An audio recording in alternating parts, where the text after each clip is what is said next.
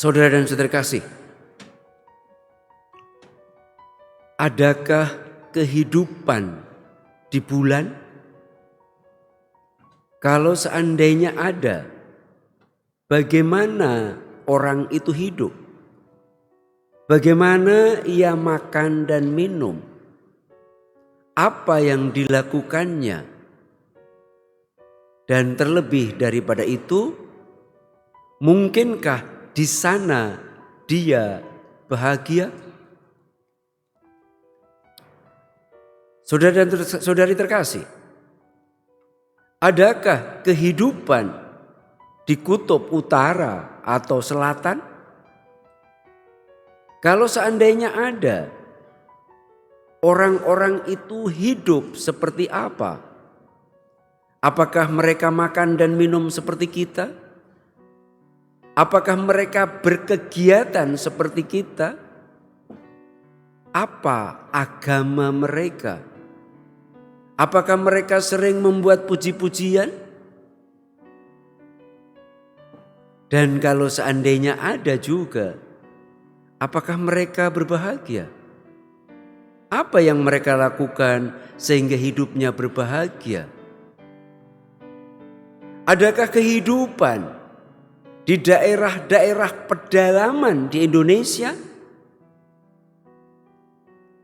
Apakah mereka juga berkegiatan sama dengan kita? Mungkin mereka makan dan minum seperti kita.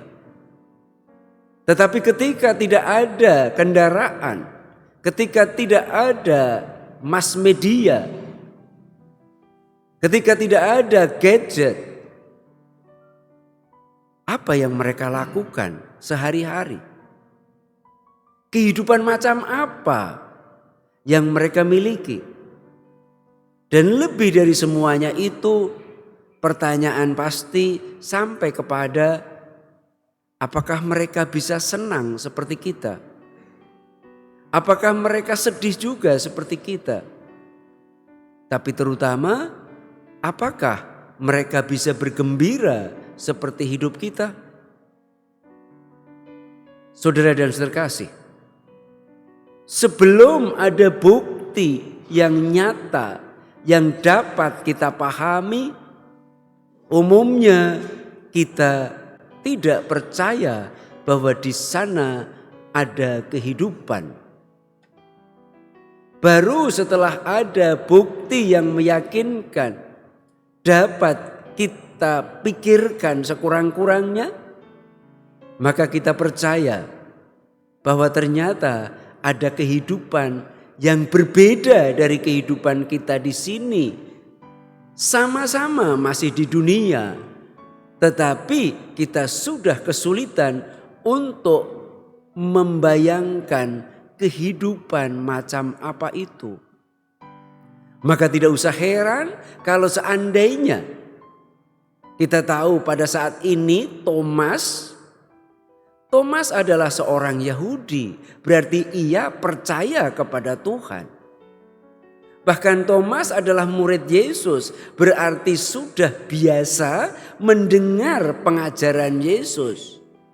Pasti sudah pernah mendengar kata-kata Yesus bahwa ada kehidupan yang lain itu.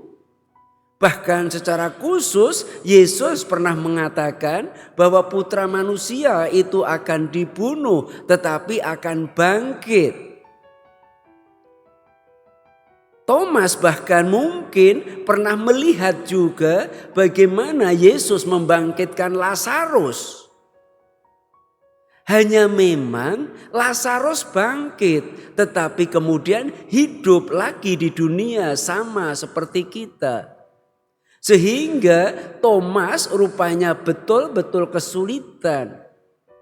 Bagaimana saya bisa percaya kehidupan lain itu kehidupan macam apa? Apakah di dalam kehidupan yang baru itu seperti yang terjadi di sekarang ini? Tapi terutama apakah dalam kehidupan baru itu betul terjadi yang namanya kebahagiaan itu? Maka dia tidak bisa percaya kepada kata-kata murid lain. Dan menurut saya rupanya juga bukan hanya Thomas tidak percaya karena sulit membayangkan hidup yang lain itu. Rupanya para murid pun juga tidak memberikan kesaksian yang sungguh kelihatan dan nyata.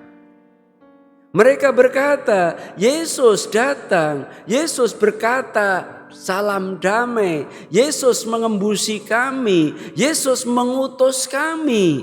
Justru yang terakhir inilah rupanya yang menjadi alasan tambahan bagi Thomas untuk tidak percaya. Kamu berkata bahwa Yesus bangkit. Kamu berkata bahwa Yesus mengembusi kamu. Kamu berkata bahwa Yesus mengutus kamu. Tapi kenapa kamu tetap ada di tempat ini? Kamu tetap ketakutan. Kamu tetap tidak pergi juga. Thomas tidak percaya. Tapi saudara dan saudara kasih, rupanya dan bukan rupanya, pastinya Tuhan tahu kelemahan kita, tahu kekurangan kita. Betapa sangat sulit percaya pada sesuatu yang tidak terbayangkan. Maka Yesus berusaha untuk meyakinkan. Dia memang pernah mengatakan dia bangkit, tetapi sekarang dia berusaha meyakinkan. Seolah Yesus ingin berkata kepada Thomas, Thomas, kehidupan lain, kehidupan mulia, kehidupan baru setelah kebangkitan itu sungguh ada. Salah satu yang dia tunjukkan adalah perbedaannya adalah saya bisa tiba-tiba ada di sini, saya mengatasi ruang dan waktu itu. Saya bisa masuk ke tempat ini kalaupun pintu-pintu tertutup dan terkunci. Itulah salah satu bentuk kehidupan baru itu. Dan lebih daripada itu, nantinya akan kelihatan bahwa hidup baru itu adalah hidup yang memungkinkan orang sekalipun masih berada di dunia ini dapat menjadi seperti Petrus yang membuat mukjizat itu. Kehidupan yang baru itu seperti yang dialami oleh Yohanes nantinya ketika ia melihat putra manusia yang dengan pakaian keemasan itu. Jadi seperti apakah kehidupan yang baru itu? Hanya seperti itu yang dapat dijelaskan. Tetapi apakah berarti yang tidak terbayangkan berarti tidak ada? Jawabannya jelas meyakinkan. Yang tidak dapat kita bayangkan tidak berarti tidak ada. Nyatanya banyak hal yang kita tidak bisa membayangkannya, tapi nyatanya sungguh ada. Saudara dan saudara kasih, kepada kita lewat bacaan-bacaan hari ini kepada kita tidak hanya diberitahukan, tetapi diyakinkan oleh Tuhan sendiri bahwa ada kehidupan kekal itu. Ada kehidupan setelah kematian itu. Memang engkau tidak bisa sepenuhnya membayangkan. Seperti halnya tidak bisa membayangkan seperti apakah kehidupan di bulan itu. Seperti apakah kehidupan di kutub utara atau selatan itu. Bahkan kita sangat sulit membayangkan seperti apakah kehidupan di daerah-daerah yang di pelosok itu. Bagaimana kehidupan saudara dan saudari kita di sana? Mungkinkah mereka bahagia ketika tidak ada sesuatu yang seperti kita rasakan? Tapi kita yakin yang tak terbayangkan itu nyatanya sungguh-sungguh ada. Dan itulah yang mau diwartakan, mau diyakinkan oleh Tuhan sendiri. Kehidupan kekal itu ada. Saudara yang terkasih, akankah kita sampai ke dalam kehidupan kekal itu? Yang jelas Tuhan juga tahu dengan kekuatan kita sendiri kita tidak mungkin sampai ke sana.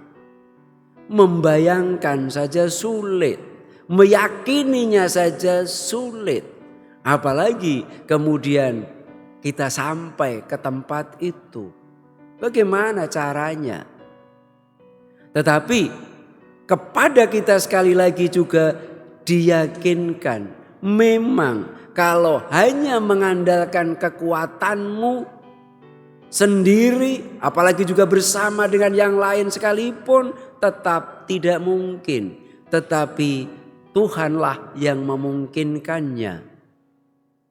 Kita tidak mungkin sampai ke sana karena kelemahan kita, kekurangan kita, dosa-dosa kita yang ternyata tidak dapat kita hindarkan.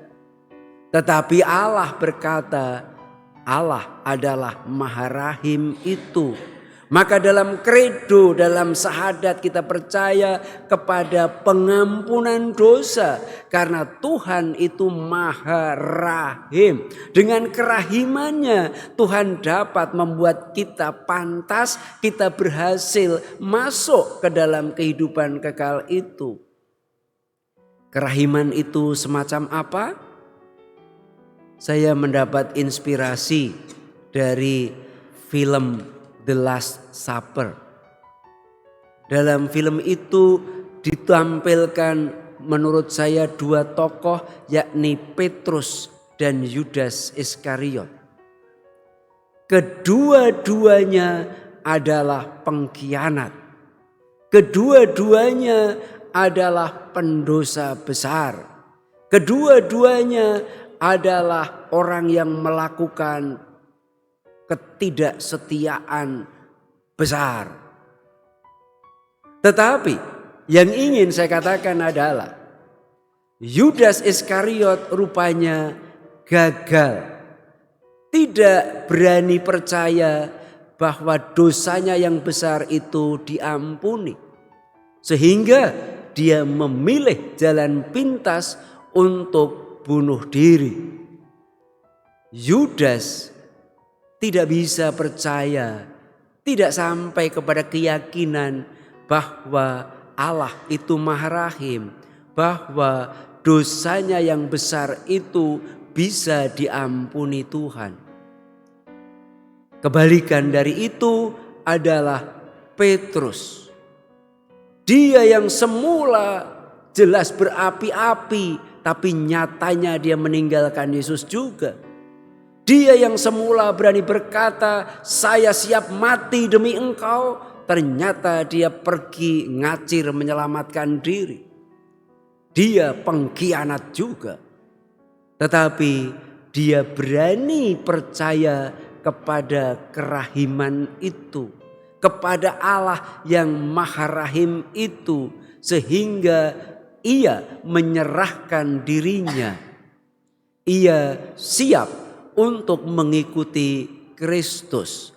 Dia siap untuk dijadikan pemimpin dari gerejanya yang baru oleh Kristus. Saudara dan saudara terkasih, kita minggu kedua, minggu Paskah, tapi juga sekaligus minggu kerahiman. Semoga kita melalui berbagai bacaan akhirnya kita tidak hanya percaya kepada Tuhan, tidak hanya percaya kepada Allah, tetapi percaya juga akan kehidupan kekal yang dijanjikannya. Dan untuk sampai ke sana, semoga kita juga sampai kepada keyakinan akan kerahiman Tuhan. Sebesar apapun dosa kita yang menghalangi kita masuk ke dalam kerajaan surga itu dapat dipatahkan oleh pengampunan Tuhan.